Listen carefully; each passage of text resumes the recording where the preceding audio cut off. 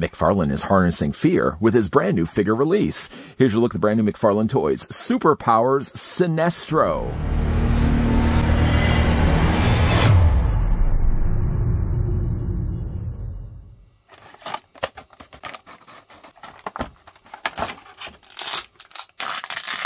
Sinestro once served as the Green Lantern of Sector 1417. After being ejected from the Corps, Sinestro formed the Sinestro Corps, harnessing the yellow energy of fear to not only combat the Guardians, but to also strengthen the Green Lantern Corps.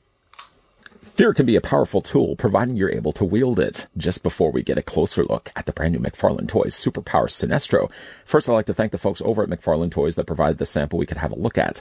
Second, grabbing the tape measure, as you can probably already see, we're going to see that the figure is standing about 4.5 inches in height, or Sinestro is about 11.5 centimeters tall. I know that comparing figures are always an important thing in these reviews, so I'm going to bring in, surprisingly, a small Hal Jordan when you compare the two figures. Sinestro would be a taller character, but I don't think he would be as tall as he is depicted here as a Superpowers release. If you, though, compare him, say, with John Stewart, then the figures are a little bit more in line with one another. I think, if anything, maybe Sinestro should have been just a tad bit shorter. I know, again, he is taller in comics, but just seems really dwarfing over Hal Jordan when you compare the two. Another figure as well we can also bring in as well. Speaking of classic Superpowers figures, here's what he looks like with the Cape Crusader Batman. If you are going to tap into the yellow energy of fear, then you probably will need a lantern to do it. Luckily, though, Sinestro does come include with his own lantern, and it actually looks more closer to be the kind of lantern that we got with John Stewart. Just get your fingers out of the way. Similar style of lantern, other than just the handle being a little bit different from one another. The one that we got, though, from Hal Jordan, get your fingers out of the way, you can see is a much larger, more circular-shaped lantern. I like the more classical look myself. Even if they, again, took this design of lantern and molded it more in green with a different handle, I think it would work a little bit better with Hal Jordan. I like the look of this one. I just don't know if it looks as good with all the other lanterns we've gotten so far. Like with John Stewart's, though, the handle is a fairly soft plastic, and it only allows the figure to hold it on one side, because the other hand is currently quite occupied, wielding, of course, the yellow ring. The plastic in the hand is pretty soft, so it's quite easy to actually take the, there we go, get the lantern in his hand, and of course that's what the figure looks like with it. It always seems to be lopsided because there's really no way to turn the wrist around, so it always kind of looks like he's got the lantern slightly more on an angle. He can wield it in his hand, although it does make the figure a little bit more off-keltered when it comes to trying to stand. The figure luckily does have pegals on the undersides of his feet, so even though one figure display stand is not included with any of these Superpowers releases, you can easily use a display stand that's been provided by McFarlane's team for other DC Multiverse releases. Let's just remove the lantern for right now and put it off to the side. Getting a closer look at Sinestro. What a fantastic figure this is. I love the sculpting of the head, and I equally love the color of purple that they chose for this release. It isn't even quite dark purple either. It's kind of more of a dark. If you've been sitting in the sun for a while, or if you've ever been in an open cockpit airplane, boy, that's a really random comparison. I have been in a biplane and flying around and just having windburn. Windburn is not something I even thought existed until I experienced it. My face went about this color. It was quite the sight to see. Another sight I'm glad to see is the fact they gave him nice little pointed ears, very elongated eyebrows, and the tiny little mustache that he has down below. It's a really good looking head sculpt. Something else I really like about this figure is that they didn't decide just right away to go right to Green Lantern. Rather, they actually gave him more of the classic colors of his evil Sinestro outfit before, of course, he becomes Sinestro Corps leader. The colors of the blue work really well, and they're actually quite painted nicely, too. Not only the top that he has on his shirt, down below here matching in the blue for the gauntlets, and he's also got blue trunks there as well. Of course, can't help but point out the fact that the figure does have a really nice sculpted yellow lantern ring, and it isn't just the case that they took a blob of paint and stuck it on the end of the hand. It does actually look like they took the time to sculpt it first before they painted it in yellow. Down below, we've got ourselves some blue boots, of course, matching the colors. All the colors actually come together really nicely. If to spin this around, at least on mine at least, doesn't seem like there's any paint problems.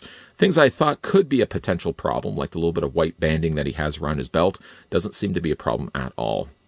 Of course, the figure's articulation. It's going to be the standard articulation with most DC Superpowers figures. Trying to get that all out. Head rotates, yes, all the way around. The shoulders rotate all the way around as well. You missed that? Okay, we'll do it again. Shoulders rotate all the way around. Again, there's no swiveling in the wrist, so you can't actually turn the wrist around. More so on this side than this side here. And then he also has the means at least to sit inside of a cockpit. I don't think the yellow lanterns or green lanterns for that matter have come included with any vehicles yet. And of course he does already have the mentioned peg holes in the bottoms of his feet.